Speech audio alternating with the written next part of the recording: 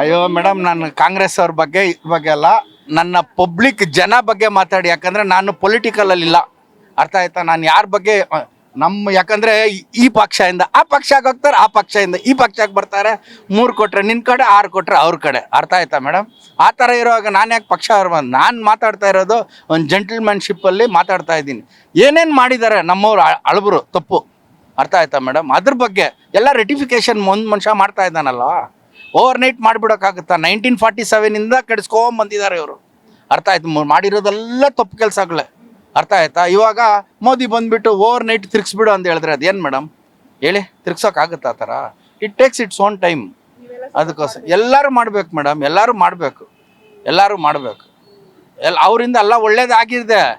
But ಹೇಳ್ಕೊಳಕ್ಕೆ ಕೆಲವ್ರಿಗೆ ಒಂಥರ ಪಾಪ ಭಯ, ಮುಜುಗರ.